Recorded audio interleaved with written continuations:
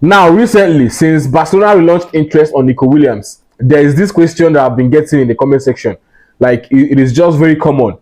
Now, people are asking, some Barcelona fans are asking, where will Raphinha play if Nico Williams comes to the club? Does that mean Femi Lopez and Dani Olmo will lack playing time?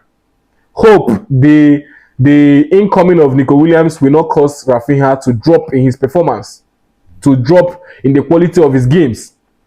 So if Nico Williams comes to the club, that means Femi Lopez and Dani Olmo will lack playing time, which means their performance as well will drop. This has been the questions that I've been seeing in the comment section since Barcelona relaunched interest on Nico Williams. Now, I understand your concern about, Raphinha, Femi Lopez, and Dani Olmo. I understand your concern about their playing time and about, their productivity on the pitch. Now, this is what I have to say. Before I answer this question, I have something to say. Now, I made mention about this in one of my, previous videos about PSG being one of the strongest teams in Europe right now, if not the strongest. Now, I said that PSG has this structure that I feel makes them the strongest team in Europe at this moment. They are very much complete with this structure, and with this structure, any other player can, fit into this structure. Now, I made mention that they have a good goalkeeper in Donnarumma. I don't need to explain Donnarumma to you. You know Donnarumma, he's a shot-stopper, one of the best goalkeepers in the world at this moment. Now, they have two effective fullbacks, two effective wing backs, Hakimi and Nuno Mendes.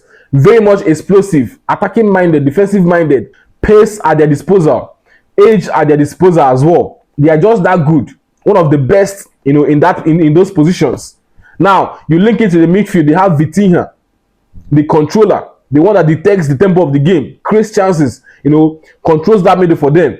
Then you link it to the flanks. They have two explosive flanks.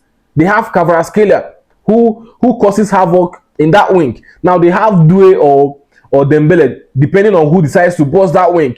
Both of them are good wingers. One is just deployed as a false nine or a number 9. But they have Kvaratskhelia and they have Due or Dembele bossing the other flank. This is, for me, a complete structure.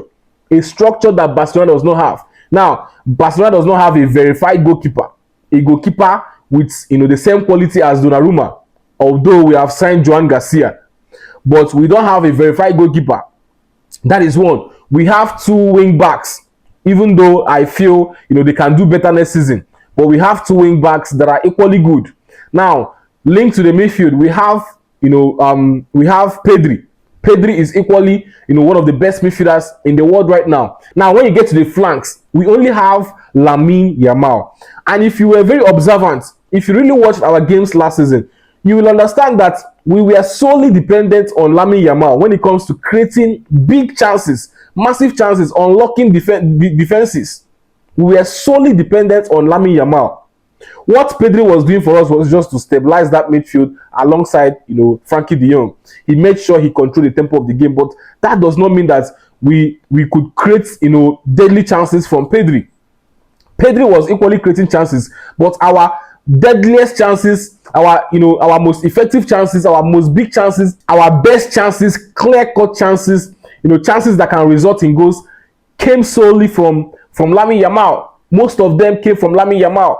He was the one creating chances that could lead to goal. All those big chances that, delivers Lewandowski or Raphinha a chance to score a goal. It came solely from Lamine Yamal.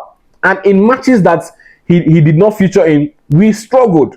Only Pedri cannot do the work. If Pedri controls that middle, he needs someone up front, either in the number 10 role, that will create, massive chances.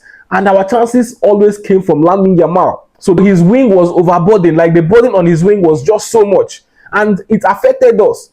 If we had two explosive flanks, I am very sure that we would have easily eliminated Inter Milan. But the job of unlocking that defense was just, saddled on him. And he tried his best. And that was why we have been shouting, give him the Ballon d'Or, because what he did there was just unbelievable. Now, imagine in a situation where we have double Lamine Yamal. I mean, Lamine Yamal in this wing, and then someone who can also help Lamine Yamal in the other flank. Now, if you can date back to the MSN era, we had Neymar and Messi in the two flanks, two capable individuals. Each of them can power a team. And there were moments when Messi was injured. I could remember a time Messi was out injured for 2 months. He had a knee injury. And Neymar burst that wing. He held Barcelona. He held us together alongside Luis Suarez. Now, imagine Neymar was not around and it was just only Messi. With that injury, Barcelona would have slacked back. But you saw how Neymar was able to carry the team until Messi came back. There were matches that we played. There were some El Clásicos that we played without Neymar and we won. There were some El Clásicos that we played without Messi and we also won. Why? Because we either had Messi or Neymar on the pitch. And that is the same thing that we are trying to replicate. We need to add extra width to our flanks. We just need that explosiveness from that wing. Balde and Raphinha are not really, doing the work there. We need that work that Lamine Yamal is doing on the other wing. On that flank, that explosiveness, that decisiveness, that play that will run at defenders from that flank. Now, we want a situation where on this flank, this player is always running at defenders, trying to, dribble, trying to create chances from this wing. If he's being choked, he changes the ball to the other flank, giving it to Lamine Yamal, who will also do the same thing. And with that, we just have, extra width. We have 2 players creating massive chances, trying to unlock defenses, trying to unlock the defensive lines, allowing the number 10 and the number 9 to, have a free role in that box. So the fact that Lamine Yamal, Nico Williams is coming does not mean that Raphinha is going to, underperform. It doesn't mean, even if he doesn't score as much goals as he scored last season, as long as, the team moves forward, as long as the level of the team increases, that is the most important thing.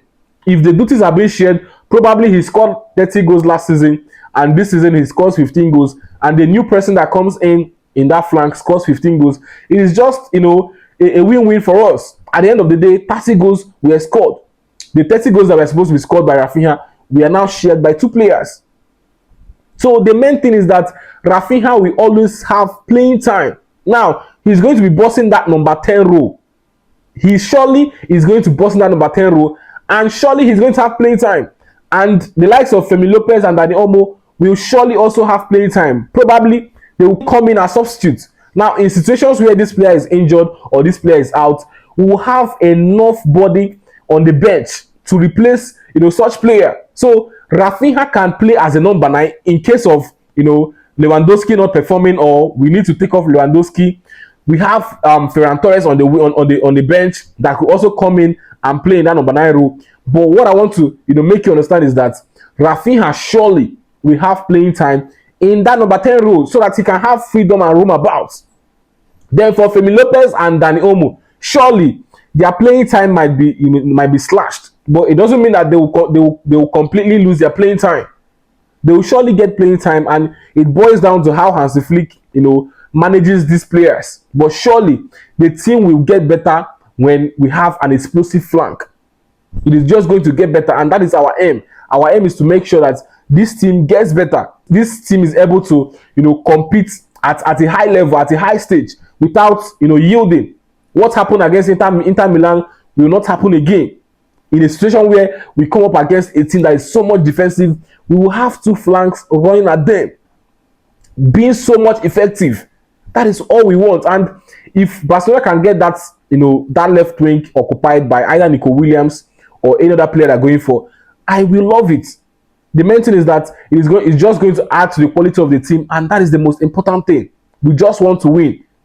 That is the most important thing. It doesn't matter if Raphinha's performance drops or not. Surely his performance will not drop. It won't. And therefore, Femi Lopez and Dani Olmo, they will also get playing times. Maybe not as much as they used to get, but I trust Hansi Flick to always rotate the squad. And however the squad is being rotated, we will have the same quality. That is the aim. If Hansi Flick decides to keep Raphinha on the bench, we have Dani Olmo, we have Femi Lopez. So it is just a win-win for us if you can get that flank occupied by an explosive player, either Luis Diaz or Nico Williams, whomever it is at the end of the day. Thank you.